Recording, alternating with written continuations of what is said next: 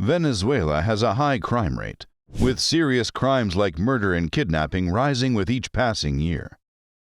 Watch the video till the end, as we tell the history of mafia in Venezuela. The beginning. The mafia in Venezuela date back to the 20th century, when violent crime in Venezuela was just confined to the countryside. These crimes experienced a major increase in the 1950s as a result of the population's growing urbanization.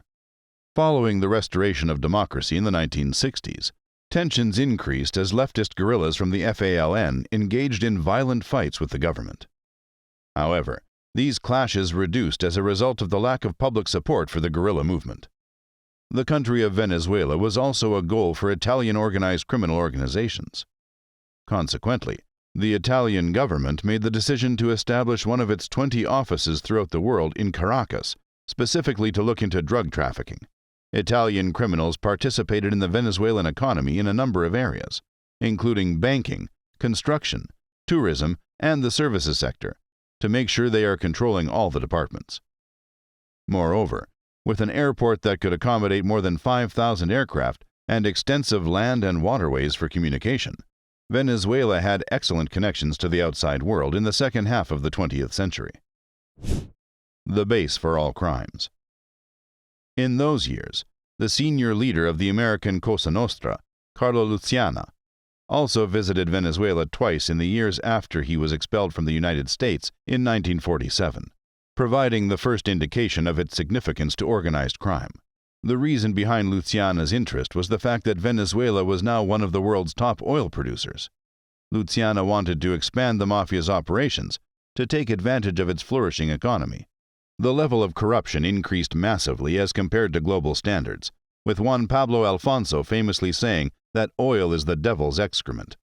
In the 1970s, international organized criminal organizations exploited Venezuela into one of the main conduits for trafficking cocaine made in the Andean region. Venezuela not only supplied the materials required to make cocaine, but it also provided a platform for the laundering of the illegal proceeds from drug production and trafficking. Although those who oversaw transnational organized crime networks in Venezuela typically enjoyed a considerable level of impunity, as authorities occasionally conducted an operation that highlighted the significance of Venezuela as a hub for illicit activity. The rising crime rate. Between the 1960s until the late 1980s, there were 8 to 10 killings per 100,000 people. During the institutional crisis in the country, homicides rose massively in Venezuela that surrounded the country's administration. These major socioeconomic problems were evident during the Caracazo protests in 1989 and Hugo Chávez's coup attempts in 1992. Consequently, the idea of breaking social norms and using violence to achieve aims to the Venezuelan populace, such as massive looting during the Caracazo or by attempting to stage an undemocratic coup like in 1992. So by 1993, Venezuela had a murder rate of 21 per 100,000 people by 1993. Rafael Caldera, who took office as president of Venezuela in 1994, tried to strengthen the country's institutions by staying at the center of political debates and implementing conservative and reformist measures that stopped the rise in the murder rate, though his popularity and the public's confidence in the political system declined. The Bolivarian Revolution.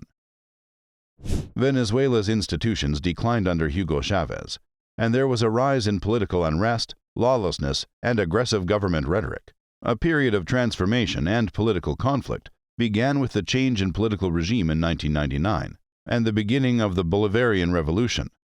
This period was marked by a further rise in the number and rate of violent deaths, which revealed that the murder rate had increased in just 4 years, from 25 per 100,000 in 1999 to 44 per 100,000 in 2003. 95% of the homicide victims in Venezuela were men, and 69% of them were aged between 15 and 34. According to data from 2000, 92% of killings in the Venezuelan capital city of Caracas involved the use of weapons. At that time, the Bolivarian Revolution also sought to overthrow the current quo of society, which was becoming increasingly unstable. The Bolivarian administration maintained that poverty and inequality were to blame for crime and violence, Yet while boasting about eradicating both, Venezuela's murder rate remained on the rise. Venezuela was also a major route for drug trafficking, as the country came in 4th place overall, trailing only Colombia, the U.S., and Panama. Authorities in Colombia claimed in 2007 that they had discovered documents purporting to prove that Hugo Chavez promised payments to the FARC of up to $300 million. Drugs and kidnappings.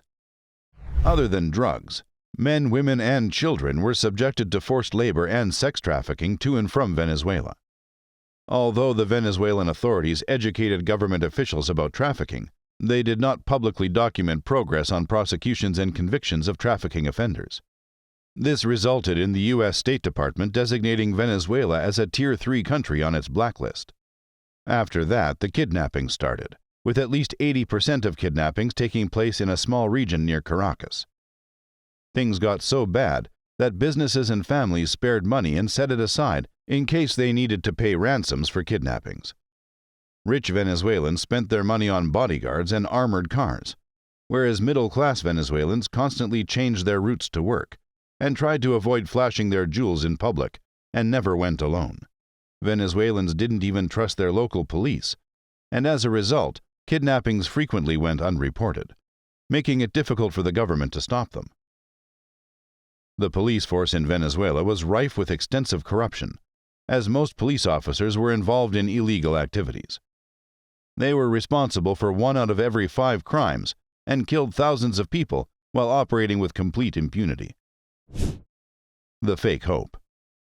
Then came the Hugo Chavez era, who was able to successfully solidify his legitimacy and brought enormous political changes during his time in office, from 1999 to 2013. This resulted in dramatic surge in popularity of Chavismo, which propagated the cult of Chavez as the liberator of the Venezuelan people. Chavez led with charisma by projecting himself as a man of the people rather than a member of the elite. To rule and uphold his legitimacy, he employed transformation and transaction strategies. He was also a skilled orator who appealed to the general public through his weekly TV program. Chavez started the group called Colectivos, who were given guns, communication systems, motorbikes, and surveillance equipment by Chavez years earlier to act as the armed wing of the Bolivarian Revolution for the Venezuelan government in the Caracas Hills, where police were not allowed to enter. They got funds and weapons from the state when they were placed under the control of the government's community councils in 2006. In 2011, Chavez disbanded the Metropolitan Police, handing over security to Colectivos in various Caracas barrios. The groups received grenades, submachine guns, and assault rifles, among other armaments. Colectivos were also equipped with AK-47s and other automatic rifles and tear gas. More than 20 programs were developed throughout Hugo Chavez's administration in an effort to reduce crimes. Furthermore, a new experimental security university as well as the Bolivarian National Police were established by the Hugo Chavez's Venezuelan government in 2009. When things were just starting to get better, Chavez's passing in 2013 made the condition of the country go even worse, with international peace organizations classifying Venezuela as the most unstable country in the world.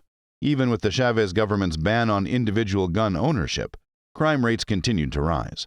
In some instances, crime became so ubiquitous in Venezuela that the military was instructed to stay away from open areas at night because thieves frequently tried to take their weapons. The country in ruins. The country saw a sharp rise in crime rates because of the institutional instability, inadequate funding for police resources, and extreme inequality. By encouraging class warfare and social disintegration, government aimed to establish a cultural hegemony, which in turn emboldened criminal gangs to commit murder, kidnappings, robbery, and extortion. Power outages, a lack of food and medicine, escalating internal security issues, an increase in homicide rates, and widespread starvation were all happening throughout the nation.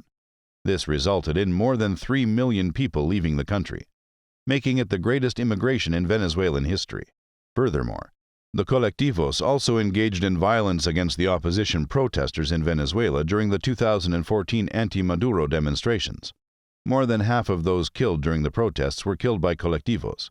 Colectivos were now characterized as armed gangs that employ violence with impunity to intimidate political rivals of the Venezuelan government. They were termed as armed pro-government sympathizers who were tolerated or encouraged by the authorities. Colectivos killed at least 131 people between 2014 and 2017 while participating in anti-government demonstrations. During the country's crisis, rising violent crime, especially murder, was a massive worry for Venezuelans' top officials. Not only this, the occasional looting of trucks full of commodities became increasingly frequent in Venezuela, as the country's citizens were experiencing shortages of almost everything. The condition was so bad that thieves would not even wait for trucks to collapse and instead completely attacked and killed everyone before robbing the area. Venezuelans were stealing food from trucks and stores because of widespread shortages in their country. After a wave of widespread looting, many cities in Venezuela were reportedly under an effective curfew in June 2016. In 2017, it was discovered that even military members had become targets, with criminals starting to simply kill all of their victims before robbing them of their possessions, giving theft in the nation a more vicious aspect. In the last few years, Venezuela has had the highest rate of violent crime in the world. Even public hospital stairwells are not immune from criminals, who prey on workers and patients in spite of the numerous security personnel manning the hospitals. The police are accused of working together with the criminals and taking a part of the loot. The majority of the violence is committed by organized street gangs, and criminal activity is attributed to frequently dishonest and underfunded law enforcement, a dysfunctional and political judicial system, along with a bad prison system and easy access to firearms. Well, that's it for today's video. We hope you enjoyed the content of the video. If you did, show some love and hit that like button. And don't forget to subscribe to our channel so that you never miss out on any of the amazing videos we have in store for you.